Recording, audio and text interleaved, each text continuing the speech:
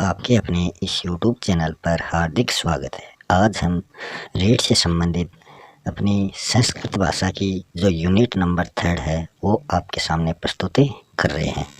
ये खंड 3 से संबंधित है, जो प्रश्न पत्र 2 है। तो इसमें हम क्या देखेंगे? इसमें हम देखेंगे कि संस्कृत अनुवाद, स्वर व्यंजन, उच्चारण स्थान आदि।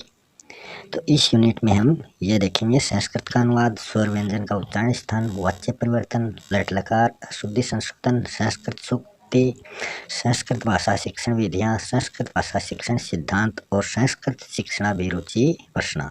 तो इतना हम इस यूनिट में देखेंगे। ये यूनिट हम 2 पार्टों में करेंगे। फर्स्ट पार्ट में हम 1 से लेकर 15 तक क्वेश्चन करेंगे। दूसरे पार्ट में हम 16 से लेकर 30 तक क्वेश्चन करने जा रहे हैं। तो शुरू करते हैं यूनिट नंबर 3।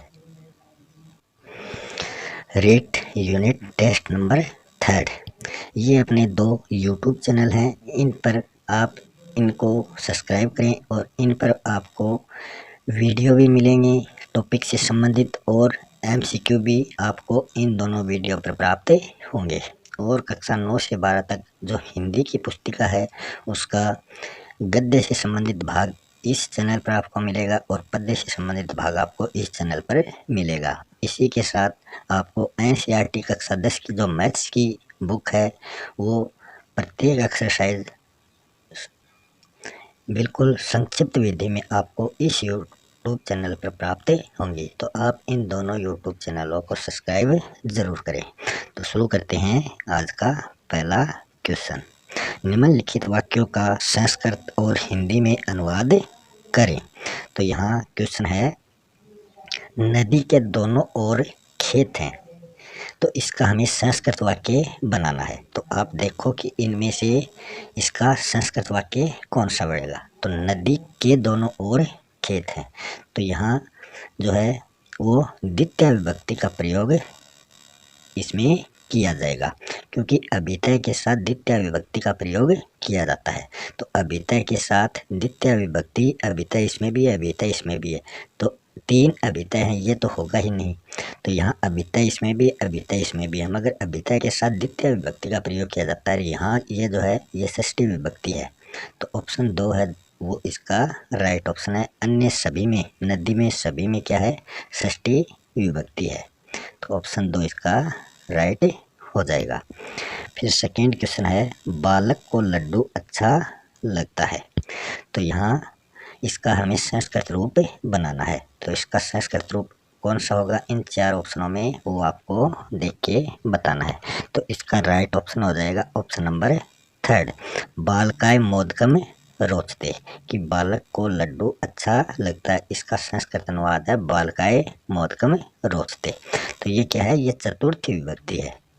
फर्स्ट में मोदकम जो आया है ये द्वितीय विभक्ति है, और जो मोदकम बालकस्य वाला आया है इसमें बालकम में द्वितीय विभक्ति और बालकस्य में षष्ठी विभक्ति होती है, और बालक है इसमें प्रथमा विभक्ति है। तो यहाँ कौन सी चतुर्थी विभक्ति कौन सी होगी, बालकाय होगी। तो बालकाय मोदकम रोचते, ऑप्शन नंबर 3 इसका राइट हो जाएगा। फिर आगे जो वाक्य है ये संस्कृत में है, इसका हमें हिंदी अनुवाद बनाना है।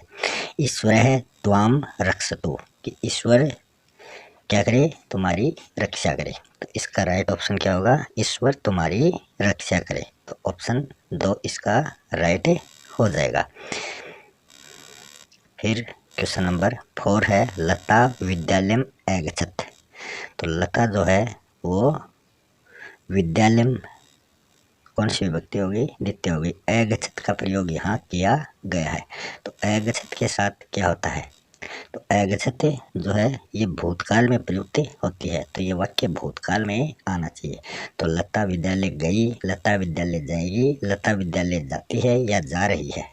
तो लता विद्यालय गई, इसका संस्कृत रूप होगा लता विद्यालयम अगच्छत। तो ऑप्शन 1 इसका राइट हो जाएगा। और लता विद्यालय जा रही है, ऑप्शन 4 का संस्कृत में क्या होगा, लता विद्यालयम गच्छन्ति अस्ति। क्वेश्चन नंबर 5 है, लरे वर्णस्य उच्चारण स्थानम भवति। तो यहाँ लृ जो वर्ण है इसका उच्चारण स्थान हमें बताना है। कंठ है, दंता है, तालु है, मूर्धा। तो लृतु लसानाम दंता, ये सूत्र है लृतु लसानाम दंता। तो ये दंत वर्ण है लृ। लृतु लसानाम में लृ तो आ गया दंताराम, और तु मतलब तो तय वर्ग के जो पांचों वर्ण है, तय वर्ग के तय, थ, द, ध, न, ये पांचों वर्ण तो में आ गए, और ल भी इसी में आएगा दंत में। और जो ये स है, थर्ड वाला सपेरा वाला स, ये भी दंत होता है। तो ये सभी किस में आते हैं, ये आते हैं दंत में। और जो तय वर्ग और सह वर्ग इसमें बता ही दिया है। कंठ में क्या होता है, कंठ का सूत्र होता है अकुह विसर्गजनियाम। इसमें अ, आ और क वर्ग के पांचों वर्ण क, ख, ग, घ, ng और है, ये और विसर्ग, ये सभी आते हैं कंठ में।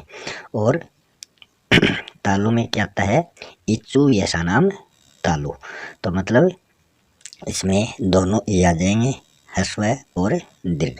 ई और चू मतलब च वर्ग, च, छ, ज, झ, ये, और ये आएगा, और पहला स आएगा शिव वाला। ये क्या होते हैं, च वर्ग, और ये सारे क्या हो जाएंगे, ये हो जाएंगे तालु। फिर मूर्धा, ऋतु रसनाम मूर्धा, मतलब री और टू, ट वर्ग के पांचों वर्ण ट, ठ, ड, ढ, ण और र, और फिर षटकोण वाला स, ये आते हैं मूर्धा में। अब नीचे कुछ एक्स्ट्रा फैक्ट हम देख लेते हैं। सप्तमी विभक्ति के अर्थ में अधि अव्यय का प्रयोग किया जाता है। तो इनका विभाजन करेंगे तो इति शब्द लगेगा, यह समास के रूप में यहाँ प्रयुक्त होता है।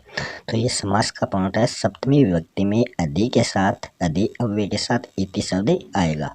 जैसे अधि शिवम है, तो इसमें अधि आ गया, तो शिवम के साथ क्या आएगा, शिवे इति। तो ये इसका विग्रह हो जाएगा, शिवे इति।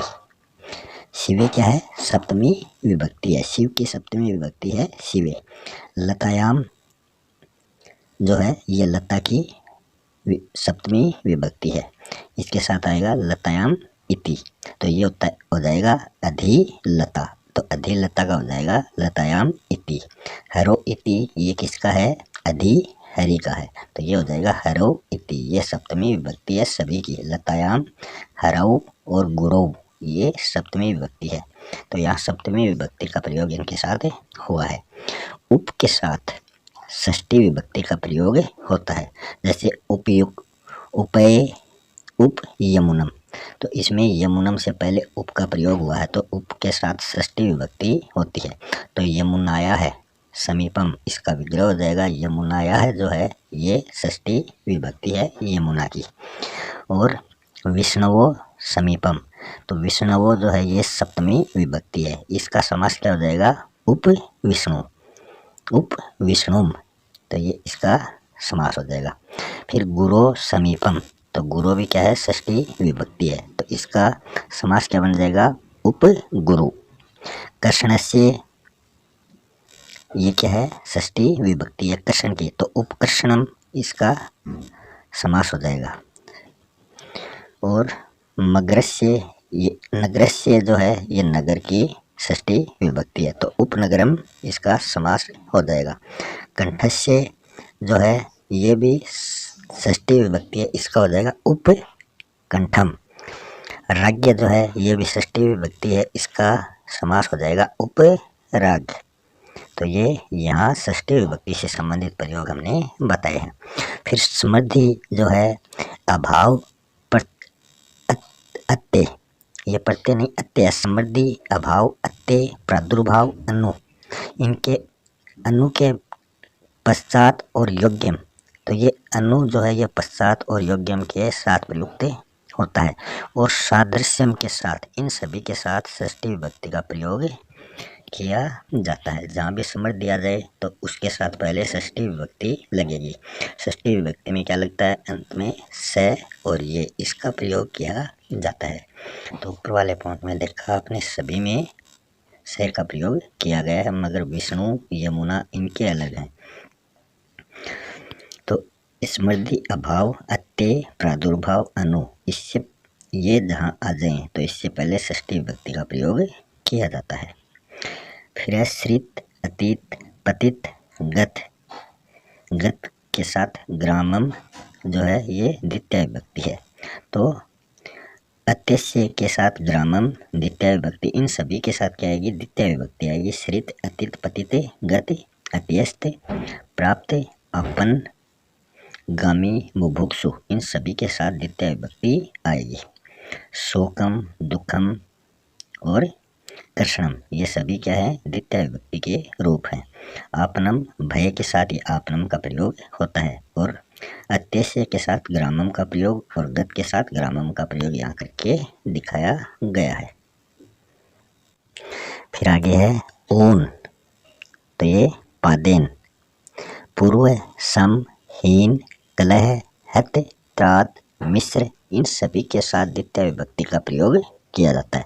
तो ऊन ये पादेन क्या है? द्वितीय विभक्ति है। पूर्व सम इसके साथ भ्रात्रा जो है ये द्वितीय विभक्ति है। हीन जो है वो गुणों से होता है या विद्या से होता है, ये भी क्या है? द्वितीय विभक्ति है, गुणे है और विद्या। कलह है वाचा और हत बाणेन से, ये भी क्या है? द्वितीय विभक्ति के रूप यहाँ कोष्टक में आपको दिए गए हैं। तो ये इन शब्दों के साथ ये प्रयुक्त हुए हैं। जो शब्दांश दे रखे हैं ऊन, पूर्व सम हीन कलह हत त्रात, ये सभी जो हैं ये शब्दांश हैं और इन द्वितीय विभक्ति के साथ इनका प्रयोग किया जाता है। बलि लोभ हित साला सुख अंटन फल, इन सभी के साथ चतुर्थी विभक्ति का प्रयोग होता है। तो भूतेभ्य जो है ये भूत की चतुर्थी विभक्ति है और जनाय जो है ये जन की षष्ठी चतुर्थी विभक्ति है और नराय नर की षष्ठी चतुर्थी विभक्ति है और भिक्षाय जो है ये भिक्षा की चतुर्थी विभक्ति है। वर्ताय जो है ये वर्त की चतुर्थी विभक्ति है। तो इन सभी के साथ चतुर्थी विभक्ति का प्रयोग होता है। पतित आगत भय भीत मुक्त च्युत भ्रष्ट अपेत अपत्रस्त, इन सभी के साथ पंचमी विभक्ति का प्रयोग किया जाता है। तो वृक्षात जो है ये पंचमी विभक्ति है, दुरात पंचमी विभक्ति, सर्पात राग्य ये भी पंचमी विभक्ति और तरंगे भय ये भी क्या है? पंचमी विभक्ति है। तो इन सभी के साथ पंचमी विभक्ति का प्रयोग किया जाता है। और ऊपर वाले क्वेश्चन में आपको पतित के रूप में द्वितीय विभक्ति बताई थी, मगर यहाँ अलग होने का भाव हो रहा है, वृक्ष से पत्ते गिर रहे हैं तो पतित अलग हो रहे हैं, तो यहाँ पंचमी विभक्ति आएगी। वहाँ नदी के चारों ओर दिया था वो क्या था? अभितय था। द्विगु समास में नपुंसकलिंग शब्दों व बहुव्रीहि समास में पुल्लिंग शब्दों का प्रयोग किया जाता है। कि द्विगु समास में तो नपुंसकलिंग शब्द आते हैं और बहुव्रीहि समास में पुल्लिंग शब्द आते हैं। जैसे दशाननम, तो ये दशाननम 10 हैं आनन, तो ये द्विगु समास है। और दशानन है ऐसे आ जाए न द सा न और आगे विसर्ग आ जाए तब ये रावण के रूप में प्रयुक्त होगा, तब ये बहुव्रीहि समास हो जाएगा। और आगे मैं हलंत आ गया तो ये द्विगु समास है। दु है याच भिक्ष पक्ष दंड भास रुद्ध प्रच्छ ची मत सास नी चुर हिरी कृष वह क्या है? हलंत है। तो इन सभी के साथ द्वितीय विभक्ति का प्रयोग किया जाता है। जैसे दो है देनोम द्वितीय विभक्ति है, नरपम द्वितीय विभक्ति है, तंडुलानम द्वितीय विभक्ति है। इन सभी के साथ द्वितीय विभक्ति का प्रयोग हुआ है। ग्रामम भारम ये भी क्या है? द्वितीय विभक्ति है। नेक्स्ट क्वेश्चन है सवर्णाम अभ्यंतरम सवर्णाम अभ्यंतर प्रत्ययम किम। तो स्वर जो है वो अभ्यंतर प्रत्यय किस में आते हैं? स्पष्टम समर्थम विवर्तम ईषत् स्पष्टम। तो ये जो स्वर हैं ये अभ्यंतर प्रत्यय में विवर्तम में आते हैं। ऑप्शन नंबर 3 इसका राइट हो जाएगा। और स्पष्टम में जो है इसमें क्या आता है? क से लेकर मैं तक के वर्ण, मतलब जो स्पर्श व्यंजन होते हैं कितने? 25। क वर्ग के 5, च वर्ग के 5, ट वर्ग के 5, त वर्ग के 5 और प वर्ग के 5। तो ये 25 वर्ण जो है ये स्पष्टम में आते हैं। और जो संवर्तम होता है इसमें क्या आते हैं, जो अवग्रह होता है ऐसे ऐसे जो लिखा जाता है ओम उनके बीच में, तो अवग्रह वाले जो है वो संवर्तम में आते हैं। और इस शत स्पष्ट में अंतस्थ व्यंजन आते हैं। अंतस्थ कौन से होते हैं, ये र ल व, मगर संस्कृत में इनका रूप होता है ये व र ल, ऐसे होता है। नेक्स्ट क्वेश्चन है क्वेश्चन नंबर 7। वर्ग का पहला तीसरा पांचवा वर्ण, पहला तीसरा पांचवा वर्ण और अंतस्थ वर्ण ये र ल व, ये किस में आते हैं, अल्पप्राण, महाप्राण, अघोष, घोष। तो पहला तीसरा पांचवा वर्ण और अंतस्थ वर्ण ये अल्पप्राण में आते हैं। और अल्पप्राण में क्या आते हैं, अल्पप्राण में स्वर भी अल्पप्राण में ही आते हैं।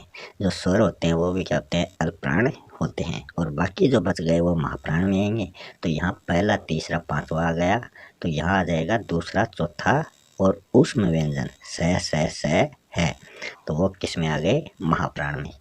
अघोष में क्या आते हैं, अघोष में आते हैं वर्ग का पहला दूसरा वर्ण और तीनों से। तो ये 10 और 3 13 वर्ण जो है ये अघोष में आते हैं। और घोष में क्या आते हैं, तीसरा चौथा पांचवा वर्ण और ये र ल व, तो ये आते हैं घोष में।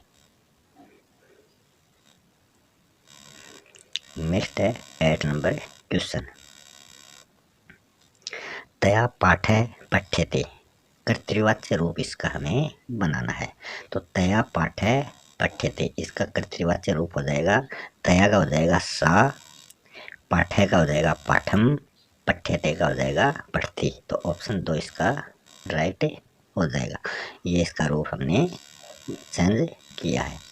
अहम गुरुम नमामि, यहाँ भी हमें इसका रूप बदलना है। तो अहम, तो यहाँ मया मया दे रखा है, तो अहम का तो मया हो जाएगा। गुरुम का क्या होगा, यहाँ 2 जगह गुरु दे रखा है, एक जगह गुरुम दे रखा है, एक जगह गुरु है दे रखा है। फिर नमामि का नम्यते सभी जगह दे रखा है, तो इसका हो जाएगा मया गुरु है नम्यते। ऑप्शन 2 इसका राइट हो जाएगा। ये इसका वाच्य परिवर्तित हो गया। नेक्स्ट है क्वेश्चन नंबर 10। क्वेश्चन नंबर 10 में पूछा है कि ब्रह्मचारी काष्ठपीठे अधिशेते, यहाँ रेखांकित पद से शुद्ध रूपम अस्ति। तो ये काष्ठपीठे जो है ये अशुद्ध शब्द है, तो इसका शुद्ध रूप यहाँ इस वाक्य के अनुसार क्या होना चाहिए। तो अधिशेते के अनुसार इसका शुद्ध रूप कौन सा बनेगा, तो इसका शुद्ध रूप बन जाएगा काष्ठपीठम। ऑप्शन नंबर 2 इसका राइट हो जाएगा। नेक्स्ट है एक है बालिका हस्ती, ये अशुद्ध वाक्य है, तो इसका शुद्ध रूप क्या बनेगा। तो एक है जो है ये हमेशा पुल्लिंग के साथ प्रयुक्त होता है, मगर यहाँ स्त्रीलिंग है इसलिए ये अशुद्ध है। तो एक है पुल्लिंग के साथ प्रयुक्त होता है और एका जो है ये स्त्रीलिंग के साथ प्रयुक्त होता है। तो यहाँ एका वाले 2 हैं, दूसरा और चौथा, इन दोनों में एका दे रखा है, मगर एका के साथ स्त्रीलिंग शब्द में कभी विसर्ग नहीं लगता। तो यहाँ एका बालिका हस्ती, ऑप्शन नंबर 4 इसका शुद्ध रूप हो जाएगा। और जो एकम है ये क्या है, स्त्रीलिंग के साथ एका का प्रयोग होगा, और एक है जो है इसके साथ पुल्लिंग का प्रयोग होगा, और एकम जो है इसके साथ नपुंसकलिंग का प्रयोग होता है। नेक्स्ट क्वेश्चन है दुग्ध मधुर है भवती, तो ये क्या है, अशुद्ध वाक्य है, तो इसका शुद्ध रूप हमें लिखना है। तो दुग्ध मधुर है भवती, तो भवती तो सभी में सेम है, तो ये दो दुग्ध और मधुर इसमें अशुद्धि पाई गई है। तो दुग्ध का क्या रूप हो जाएगा, दुग्धम हो जाएगा, और मधुर का हो जाएगा मधुरम। तो दुग्धम मधुरम भवती, ऑप्शन नंबर 1 इसका राइट हो जाएगा, क्योंकि भवती के साथ द्वितीय विभक्ति का प्रयोग होता है। नेक्स्ट है यत्र नार्यस्तु पूज्यते रमन्ते तत्र देवता, कि जहाँ नारियों की पूजा होती है वहाँ देवता निवास करते हैं। ये सूक्ति कहाँ से ली गई है, रामायण, महाभारत, मनुस्मृति, मुंडोपनिषद। तो ये ली गई है मनुस्मृति से। ऑप्शन नंबर 3 जो है वो इसका राइट हो जाएगा। फिर नीचे मनुस्मृति से संबंधित कुछ सूक्तियाँ दे रखी हैं। आचारो परमो धर्म है, और धर्मो है रक्षति रक्षित है, और ब्रह्मे मुहूर्ते बुद्धोद। ये मनुस्मृति से संबंधित सूक्तियाँ हैं। रामायण से संबंधित सूक्ति जो है वो है स्वभावो दुर्तिक्रम है, नास्ति पुत्र समो प्रिय है। तो ये जो है ये रामायण से संबंधित सूक्ति हैं। फिर महाभारत से संबंधित सूक्ति का है क्या है, ये तो धर्मस्तत्व जय है, एक सूक्ति ये हो गई। एक है नास्ति मत समो गुरु है, एक सूक्ति हो गई। नास्ति विद्या समम चक्षु है। फिर जो मुंडकोपनिषद है इससे संबंधित सूक्ति है सत्यमेव जयते। फिर कुछ और सूक्तियाँ दे रखी हैं। विद्वान सर्वत्र पूज्यते, ये पंचतंत्र की सूक्ति है। और गुणा गुणज्ञसु गुणा ये भवंती, ये हितोपदेश से संबंधित सूक्ति है। अस्तोमा सद्गमे वृद्धरंदेवोपनिषद से संबंधित सूक्ति है। ओम भगवते वासुदेवाय नमः, ये है अक्षयोपनिषद से ली गई सूक्ति। फिर नेक्स्ट है क्वेश्चन नंबर 14, ज्ञानस्य आभरणम। तो इसके आगे रिक्त स्थान में क्या आएगा, दया माया क्षमा प्रेम। तो ज्ञानस्य आभरणम दया सही नहीं बैठ रहा, ज्ञानस्य आभरणम माया ये भी सही नहीं बैठ रहा, ज्ञानस्य आभरणम प्रेम ये भी सही नहीं है, ज्ञानस्य आभरणम क्षमा। तो ज्ञान का आभरण क्या होता है, क्षमा होती है। उदाहरणम प्रदर्शनेन नियमम प्रति विधिरस्ति। तो ये उदाहरण से नियम की ओर किस विधि में जाया जाता है, आगमन निगमन सूत्र व्याख्या।